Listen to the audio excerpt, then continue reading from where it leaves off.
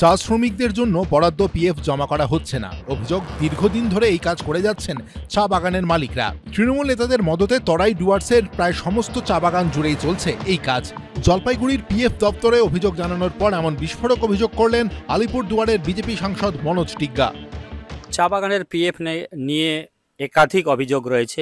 একদিকে মালিকরা, কিছু অসাধু মালিক আছে যারা শ্রমিকের ভাগ কেটে নিচ্ছে 12%, সেটা জমা দিচ্ছে না।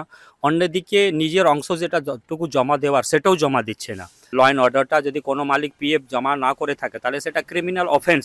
তাদের বিরুদ্ধে যদি এফআইআর হয় তাহলে পুলিশের দায়িত্ব আছে তাদেরকে গ্রেপ্তার করা, কিন্তু আজ পর্যন্ত সে কাজ হয়নি। কেননা বর্তমান যে শাসক দল আছে তারা মালিকদের কাছ থেকে মোটা অঙ্কের টাকা ইলেকট্রাল বন্ড হিসাবে নেয়, তাই মালিকদের সাথে একটা যোগাযোগ আছে। তো পিএফ দপ্তরটা দেখেন হচ্ছে কেন্দ্রীয় সরকার, আর চা বাগানের আইনটাও চলে কেন্দ্রীয় আইন অনুযায়ী চলে। টি বোর্ড দেখেন, সামনে বিধানসভা নির্বাচন আসছে আর একটা বছর পরে, তাই একটু বাজার গরম করবার জন্য আপনারা এই সমস্ত কথা বলে বেড়াচ্ছেন।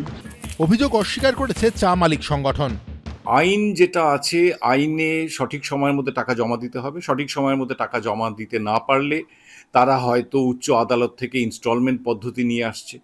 সেই ইনস্টলমেন্ট পদ্ধতিতেও যদি দেখা যায় যে তারা টাকা জমা করতে পারছেন না, পিএফ আইন অনুযায়ী যে ব্যবস্থা নেওয়ার সেটা আধিকারিকরা নিশ্চয়ই নিচ্ছেন। ইনস্টলমেন্ট অনুযায়ী তারা টাকা জমা করছেন। কিন্তু যেটা বলছে শাসক দলের সাথে আমার মনে হয় এই ইস্যুতে আমার কোনো মন্তব্য করাটা নিষ্প্রয়োজন, কেননা এই ধরনের কোনো কিছু আমাদের নজরে নেই। इस क्षेत्र में मैं चूंकि कुछ महीने पहले ही आया हूँ, मैंने देखा है यहाँ कुछ डिफॉल्टर संस्थान है, तो उनके विरुद्ध ये जो पीएफ कार्यालय है वो नियमानुसार कार्रवाई कर रहा है, और जो भी हमारे संज्ञान में लाया जाएगा उस पर as per act and scheme हम कार्रवाई करेंगे। काफी सारे एफआईआर फाइल किए गए हैं। हमारे यहाँ रिकवरी के भी प्रावधान है, जिसमें चल संपत्ति की अटैचमेंट की कार्रवाई होती है, और जो मालिक है उनकी गिरफ्तारी होती है। रिकवरी अधिकारी के पास 6 महीने तक जेल में भेजने के प्रावधान भी है।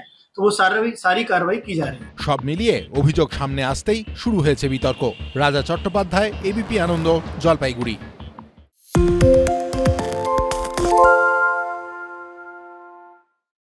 সত্য অন্তহীন, সত্যের খোঁজও তাই, সত্য সন্ধানে তাই আমরা অক্লান্ত, অকুতভয়। এবিপি আনন্দ নতুন ভাবনার প্রতীক, যা মনে মুক্ত, তথ্যে যুক্ত এবং যাবতীয় সীমানার বাঁধন থেকে মুক্ত। সীমা না শব্দটির মধ্যেই লুকিয়ে আছে মানা শব্দটি, যেন চোখ রাঙানি এক অদৃশ্য বেড়াজাল, যা আটকে রাখে আমাদের এক ছোট্ট গণ্ডির মধ্যে। একমাত্র সঠিক খবরই গড়ে তুলবে এক মুক্ত সমাজ। সেই জগৎ গড়ার লক্ষ্যে কোনো সীমানার ঠুকুটি আমরা মানব না। এবিপি আনন্দ এগিয়ে থাকে, এগিয়ে রাখে।